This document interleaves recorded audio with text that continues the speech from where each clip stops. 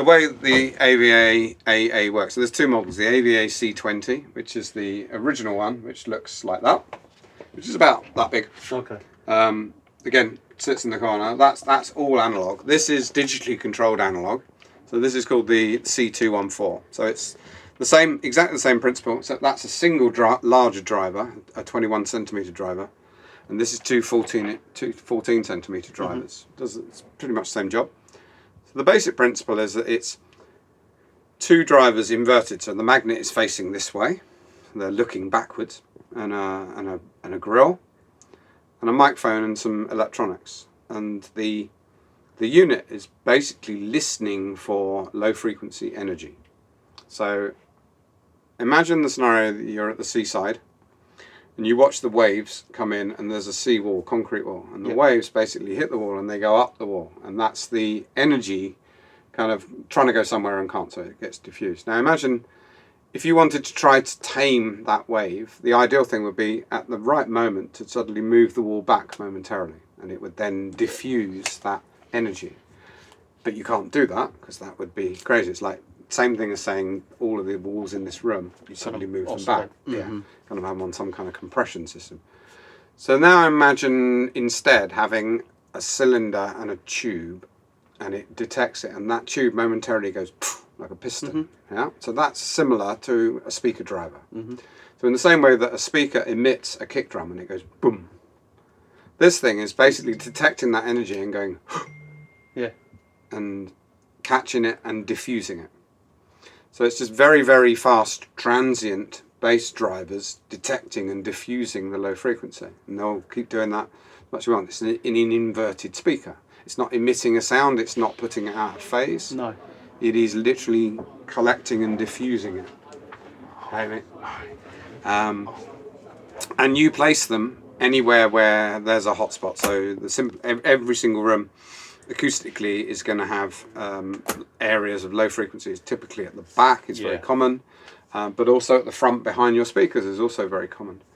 I know even from my room, great room, like sounds brilliant, but I know if, say I've got a client who sits at the back of the room, they'll hear it a lot more. They will hear a lot more bass at the back of the room. That's right. Now, if I had, let's say I had two of these at the back of the room, would they hear it? They would hear less bass, yeah, because when it's like when you're playing a track and you just move to the edge of the room, you're feeling the room kind of doing that. And even when you're Trinnov optimized, the listening position obviously is perfect, but as you move back in the room, the Trinnov can't be correcting absolutely everywhere in that space. That's exactly so, what it's like. It is still relying on acoustic treatment. This is acoustic treatment, not room optimization. This is the same as putting panels up.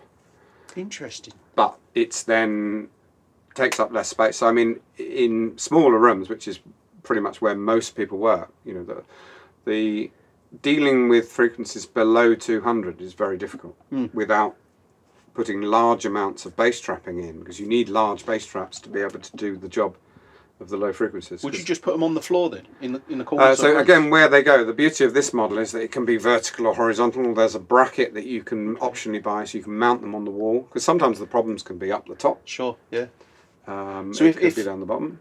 So it basically, if you had, if the boominess was up top, you'd want to put it up top. You need to put it where the boom is. So you literally just put your head around in a room, and where you can hear, and it'll be multiple frequencies. It won't be just one frequency. It might be really boomy at 30, and also then boomy at 110. There'll be corresponding harmonics. And it would clear both frequencies. Yeah, it will basically work on anything from 150 down to 15. Nice. It doesn't do anything above 150. It's just low frequencies. Interesting. That's really good. But it really tightens it up. And the more you add, the better it gets. But it becomes a financial balance between finance and effectiveness. Yeah, I mean, if you're going to put 4 in and they're $3,000, yeah, so you're suddenly looking at 12 grand to improve a room. But long term, and remember that then it's not permanent. You can move it around. So as soon as you move spaces, you can take it with you. I mean, as well is you move to a different studio, you can take them with you. Yeah. I mean, absolutely. Whereas your bass traps, you build them, they come down, and people often only really think about them in a control room, but actually we've got quite a few clients that take them into live rooms and things. Nice, yeah. You can really tighten the drums up and stuff like that. It's kind of quite cool. Interesting. I might have to see what these sound like and what they do for like Try my some room. out. Yeah. Because yeah, I mean that's something like my room sounds great, and I've got it's Trinnov optimized. I sit in the sweet spot. And I've got a sweet spot about this big that I sit in, and it sounds incredible. But I know if I walk to the back of the room, I can feel much more boominess. You should definitely try a couple of these at the back and see how much tighter it feels. I'd be interested as well with by putting them in at the back of the room, how much it changes what the Trinnov does. Oh yeah, well it will because.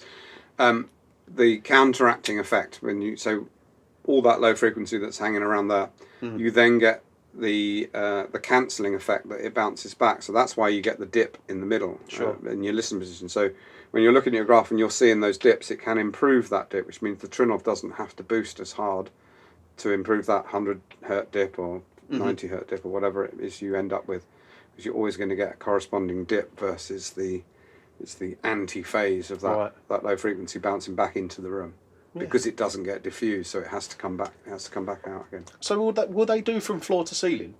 Yeah. I mean that just sitting there. I mean it depends on ultimately you may end up if you've got really bad top and bottom, you might want to put two in one corner, but it is doing a large amount of that physical thing. It's 44 times its size.